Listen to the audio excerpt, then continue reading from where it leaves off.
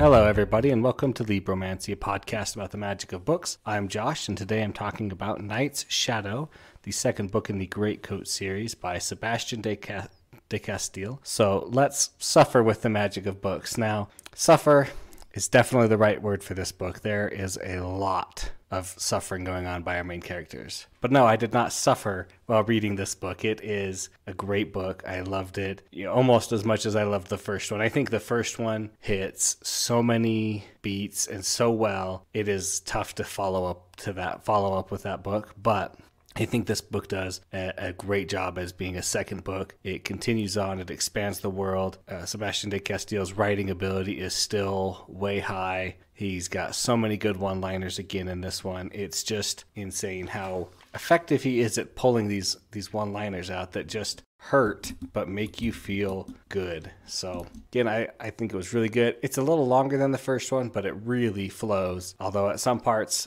I was like, man, is this really just the same book? Like, so much has happened. But then when you think about it, really not quite that much is actually happening. It just feels like there's a ton happening. So again, I think his characters are amazing.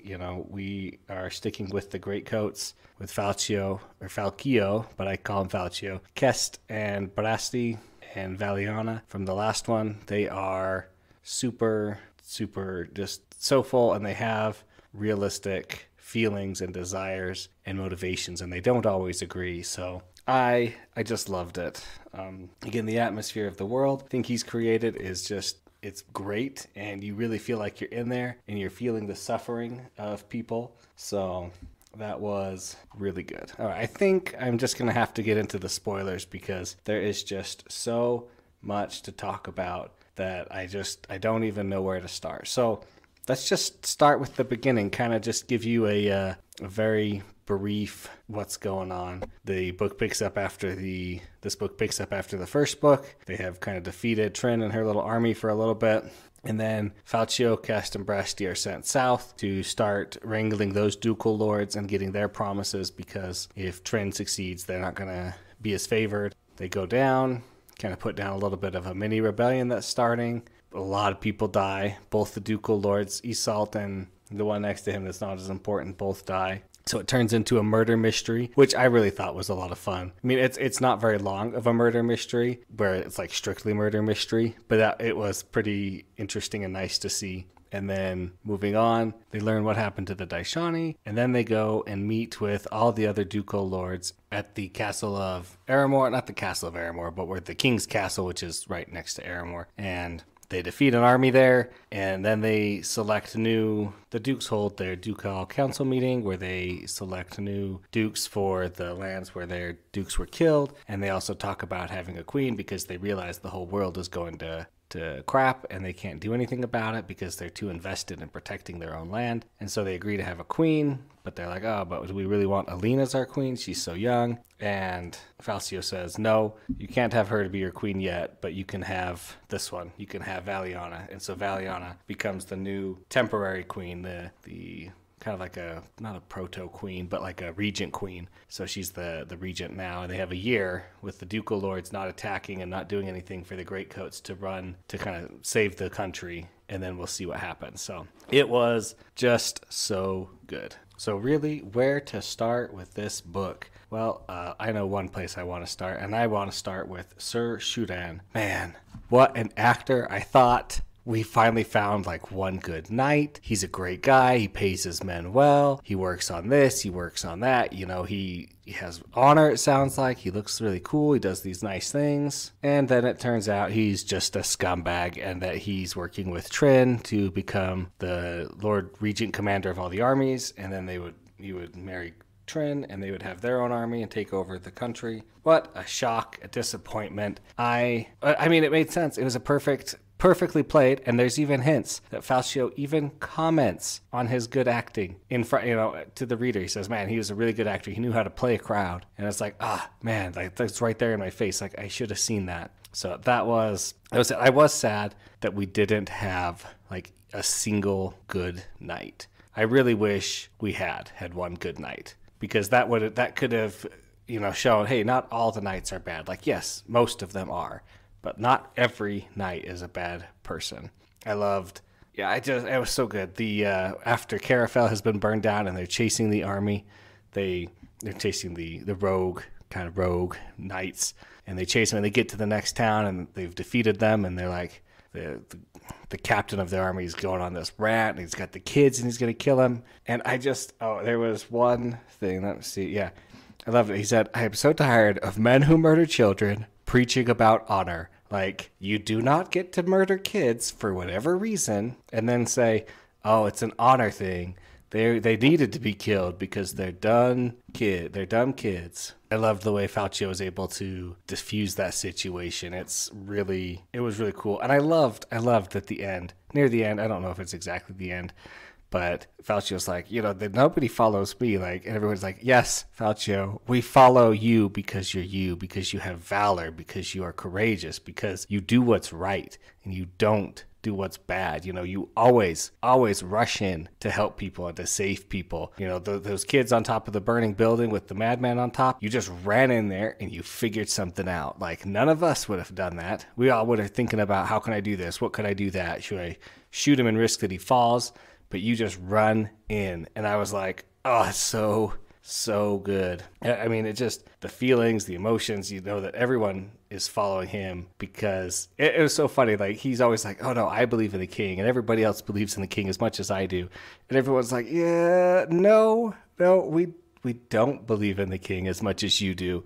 Not even the king believed in himself as much as you believed in him. Like, he was following your example. Granted, you didn't meet in the best of spots, but like, he was following your example and your willingness to be so good and so awesome. So I loved that. And it was really interesting. This book really only takes place over 6 to 8 days. Well, I mean, it takes a little bit more than that in the beginning, but like, the main action is like 6 to 8 days, which is pretty crazy. And it's so fast paced, and Falcio starts having visions of the king.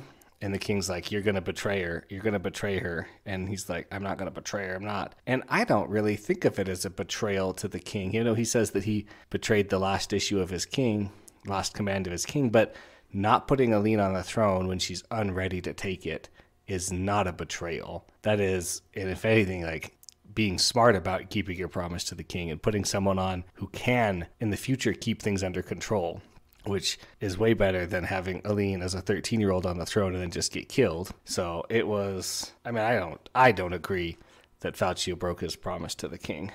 All right, let's talk about one thing I really liked, and then let's talk about one thing I really didn't like. Dariana, I thought, was an amazing character. Whether or not she remembered everything and had forgotten, or whether she really kind of knew the whole time but just didn't care, and it was trying to lead up to the point where she decided to go to save Falcio or to not save Falcio. That, well, I mean, just her story is amazing and touching. And then he's like, I am the king's heart. And then she kind of like wakes up and stabs Hasten in the eye. And I was just like, oh yeah, do it. That was so good. Like, you're awake and you're part of the team, and like, you were a Daishani and now you're not a Daishani, and now you're here with them, and so great. And the whole Greatcoats lament that they've built up just to kill Falcio so that they can kind of get their honor back with the story, and they kidnap a Bardetti because they know that the true stories come from the Bardetti. And I'm like, oh man, this is so cool. And he fights it, and his body breaks. Like, his body is broken, but definitely his spirit is not. And the amount of pain and punishment that he goes through, reliving his wife's murder and like actually seeing it and seeing where it took place, that's crazy and like so painful. Now, the only thing I'm like, how could you really actually find those teeth? Like, that's a little bit ridiculous, but it's a fantasy world, so I'm willing to ignore it. Now, one of the things that I really did not like about this book, or did not expect, was just the Taylor, how bad she gets. Like, she becomes less believable in my eyes. In this first book, she kind of knows everything, and she has these plans, and she comes up with 100 Greatcoats, and they're not really Greatcoats. They're just 100 of the Daishani who are unblooded, which means they couldn't commit the ritual suicide. Which, I mean, if you're gonna commit a ritual suicide and you want your people to like do it, then just like don't make a law that says they have to wait for your bodies to all be decayed before they can commit suicide. Like, which, okay, again, there's a tangent here I'm off the Taylor for a second, but the Daishani and the realization that, hey, the Daishani are not the ones doing this at all, because the Daishani all killed themselves after you beat 2 of them, because they realized, or they figured out that, like, hey, what we're doing is not actually our divine mandate, or like what's good. We thought we had the backing of heaven because we never failed. So when we failed, we don't have the divine backing anymore. Therefore, we're all wrong, and like we've killed and murdered all these people for nothing, which I thought was cool. And like obviously the younger ones who hadn't been blooded yet were like, okay, but they still wanted to fight. So the Taylor recruits them. Taylor, what's wrong with you? Like, I know you want Aline on the throne, but like, you get revenge for your son, but this is not the way. Throwing the country into despair is not going to get you what you want. So the Taylor's attitude, her letting Falcio be given to the Greatcoats lamentation. I really hope, and I'm pretty sure Aline did not really know about the Greatcoat lamentation. But the Taylor, that was just heartbreak. Not heartbreak because she turned, but just like what she did to him, what she allowed to have happen to him. And so she's out. She's trash, just like I said in the last one. If she hadn't been related to the king, it would have been better. So, and she really loses all of her special ability. Like, I was really hoping in the beginning where she tells them, hey, just drop it and go. Here's some money. Get out of town. Go do your own thing. I was really hoping she'd be like, I'm going to say this to them because I know that they're going to go do this and this and this. Because as the Taylor, she knows where her threads go, and they're her threads. And she totally was like half caught off guard by them. So I was like, okay, so that was useless. The Daishani in open combat on the field of battle against knights, useless. Like, don't hire assassins and then make them wage a frontal war. Like, silly you, Taylor. Like, did you actually like think about your plan at all beforehand? Apparently you did not. So I did not like that. And I loved the character of Aline in this one. We don't get very much of her, whereas in the first one, but she's just like, I don't want you to have to kill for me. I don't want you to die for me. I'm just a 13-year-old girl who is kind of like the king now, and I'm going to be the king queen, and I don't want you to have to die for me. I didn't ask for this. She's stressed out. She's going, not crazy, but she's like not sleeping because of all of this stuff. So good. And I loved Ugg. He is so cool and so fun. He's in the jail. I wouldn't even talk about that. So obviously, really quickly, they go back to Dijon, and the Duke's son has been kidnapped by a Daishani. And he's like, we got to go in there and save him. And while he's in there, he meets Ugg, his torturer from the last book. And Ugg is there reciting the laws, and he's doing good. And he's like, I am just as good as that horse. I did try to save a life. I got caught again, but I'm still better than that horse. That horse could choose, so I'm going to choose. And I loved bringing him back, even just for a little bit. And then Falcio's like, hey, I know, gives him a great coat. And he's like, you are a great coat because you stand for the right and you can give people their judgment and do what is right. And he's like, yeah, I am a great coat. And then the Daishani comes in to assassinate the Duke, and Ugg protects him. And Ugg's like, I thought you were going for the kid. That's why I stopped you. I would have let you kill the Duke. And then the Daishani kills him with a kind of like a double clap to the head, and just that's a death sentence. And so it was so sad seeing Ugg die after like 10 minutes of being a journeyman. But we get his name if you didn't know. So if you go down and read the acknowledgments, go back and read the acknowledgments, you can find out Ugg's true name. And that was just funny that it was in the acknowledgments there. And I liked so much we learn about sainthood. Well, we don't really learn so much, but we know that like when the Red Rage comes on Kess, that he has to go and cleanse himself in a convent, basically in a temple, and be healed by that. And then he can come back out, and he's always fighting Falcio, wants to fight Falcio because Falcio is kind of like the number 2-ish swordsman on the planet.